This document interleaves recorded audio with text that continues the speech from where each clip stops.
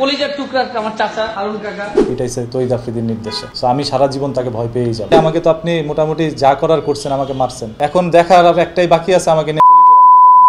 তখন ওইটা দেখার পর আমার মা বাবা চিৎকার করে কান্নাকাটি করছে। এই জীবনের প্রথম আমি আমার বাপকে আমি সরাসরি কান্না করতে দেখছি।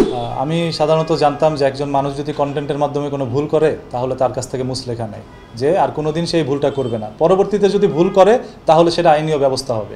সো আমি তো মুচলেখা দেওয়ার জন্য গিয়েছিলাম।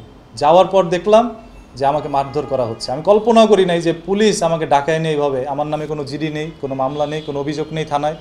সো বেআইনিভাবে যে ডিবি অফিসে একজন মানুষকে মারা হয়, এটা আমি সেদিন জানতে পারছি। আমাকে ওইখানে নেওয়া হয় বিকেলবেলা। আমি ওইখান থেকে বের হয়ে আসি 9টা সাড়ে 9টার দিকে। ততক্ষণ আপনাকে শুধু টর্চার করছে? হ্যাঁ, ততক্ষণ না, আমাকে মারা হয়েছে প্রায় 1-1.5 ঘন্টা। আর বাকি সময় আমাকে ওইখানে অনেক কিছু জিজ্ঞাসাবাদ হয়েছে। আমার কাছ থেকে মুচলেখা নিছে।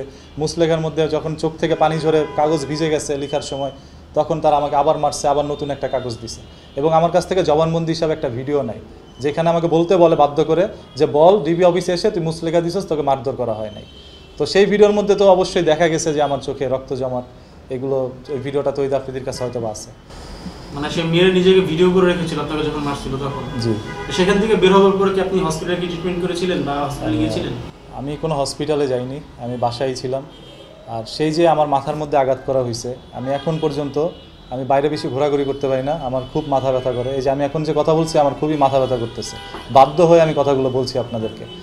এই ডিবি অফিসের যে ডিবিদের মার, এটা যতদিন মানুষ বেঁচে থাকে সারা জীবন এটা প্রবাহিত হয়। আমি এখন পর্যন্ত সেই ব্যথাগুলো উপলব্ধি করতে পারি। আমি যখন বাসায় যাই, আমার ওইখান থেকে বলা হয়েছে যে তোর যে মুচলেখা নিছি সাক্ষী দিবে কে, তোর মা বাবারে ডাকা।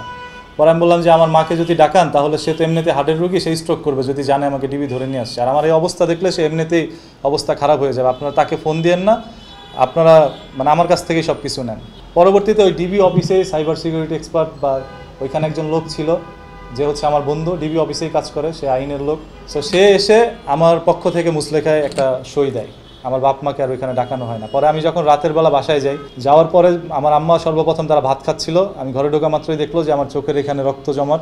তারপর আমাকে জিজ্ঞাসা করতে থাকলো এবং তারা ভাত খাওয়া ধুয়ে আমার ঘরে চলে আসলো। বলতেছে যে কী হয়েছে আমাকে একটু বল। তো আমি সেটার বর্ণনা আসলে দিতে পারতেছিলাম না যে আমার সাথে কী হয়েছে। তারা তো আমার গেঞ্জির নিচে কিছু দেখে নাই, প্যান্টের নিচের অবস্থা দেখে নাই, তারা শুধু আমার ফেসটা দেখছে। তো মা তখনই চিৎকার করে কান্নাকাটি করে যে অফিস থেকে কেউ ধরে নিয়ে কি আমাকে পিটাইলো কিনা। তারা বুঝতে পারে না যে পুলিশ আমাকে পিটাইছে। তারা বলতেছে আমার সাথে থানায় চল, কে পিটাইছে বল, আমি থানায় অভিযোগ করি। তো আমি বলতে পারতেছিলাম না যে আমাকে যেখানে যাইতে চাও ওই তারাই আমাকে পিটাইছে, আমাকে পুলিশই পিটাইছে। পরে আমি যখন বাথরুম থেকে ওয়াশরুম থেকে ফ্রেশ হয়ে আসি, বিছানায় শোয়ার পরে মানে চিত হয়ে শুয়েছিলাম, তো আমি বাধ্য হয়ে আমি একটু লুঙ্গিটা উঠে হালকা দেখাই এবং এখানের একটা ছবি আমার আম্মা তুলে, সেই ছবিটা আপনারা দেখছেন যে পুরো রক্ত জমাট হয়ে নীল হয়ে আছে আমার পিছন সাইডটা, এরকমভাবে পিটাইছে। আর তখন ওইটা দেখার পর আমার মা বাবা চিৎকার করে কান্নাকাটি করছে। এই জীবনের প্রথম আমি আমার বাপকে আমি সরাসরি কান্না করতে দেখছি। কোনো দিন সে কান্না করে নাই, এই প্রথম কান্না করছে।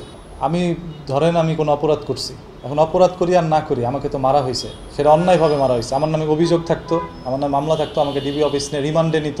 আমাকে মারার অধিকার কিন্তু পুলিশের নাই। আদালতে উঠাবে, আদালত রায় দিবে, সেই অনুযায়ী আমার সাজা হবে। পুলিশ কেন আমাকে মারছে, এটা পুরোটা একটা বেআইনি কাজ করছে। সো বেআইনি সাবজেক্ট বাদ। আমি যখন বাসায় এসে শুইলাম, আমার মা এটা দেখলো, কান্নাকাটি করলো। আমি যে ব্যথা পাইছি এতক্ষণ যাবত আমাকে পিটাইছে, তার চাইতে বেশি কষ্ট লাগছে যখন দেখছি আমার মা বাবা কান্না করতেছে। এটা মানে আমি তখন নিতে পারি নাই এবং আমি তখন মন থেকে ওয়াদা করলাম যে আর জীবনে কোনো দিন মিডিয়ায় আসবো না, আমি কোনো দিন ভিডিও বানাবো না। এর কিছুদিন না কাটতেই তৈয়দ আফ্রিদি আমাকে ফোন দেয়, দিয়ে বলে যে মিডিয়ার মধ্যে তুই নাই, মানুষ ভাবতেছে যে আমি তোরে মারছি, বা বিদেশ থেকে কারে দিয়া ভিডিও বানাস, তারা আমাকে গালাগালি করতেছে, তোরে আবার দেখে নেবে। পরে আমি বললাম ভাই আমাকে তো আপনি মোটামুটি যা করার করছেন, আমাকে মারছেন, এখন দেখার আর একটাই বাকি আছে, আমাকে নিয়ে গুলি করে মেরে ফেলেন ভাই, তারপর আমি ভিডিও বানাবো না। পরবর্তীতে সে আর কিছু বলে নাই, আমার বলছে কালকে থেকে ভিডিও বানাবি। এরপরে আমি আবারও ভিডিওতে ব্যাক করি। এইভাবে অনলাইনে আমাকে এখন দেখছেন। আমার আইডি তো ডিবি অফিস থেকেই নিয়েছে, আমি বলেছি যে আমার আইডি, ফেসবুক পেজ, তারপর হচ্ছে ইউটিউব চ্যানেল, সব কিছু তারা নিয়ে নেয়। আমি 7 দিন পরে তাদের কাছ থেকে রিকভারি করে নিই। আর এতদিন তো কাজ করিনি, 7 দিন পর থেকে আমি আবার অনলাইনে আসি। সো তৌহিদ আফ্রিদিকে দেখে আর কেউই যদি ভয় নাও পায়, মানে বাংলাদেশের কেউই ভয় পায় না, তবে শেখ হাসিনার চেয়ে বেশি ভয় আমি ওকে পাই, এখন পর্যন্ত পাই। কারণ শেখ হাসিনা আমাকে ডিবি অফিস নিয়ে পিটায় নাই, কোনো স্বৈরাচার পিটায় নাই, পিটাইছে তৌহিদ আফ্রিদির নির্দেশে। সো আমি সারা জীবন তাকে ভয় পেয়েই যাব।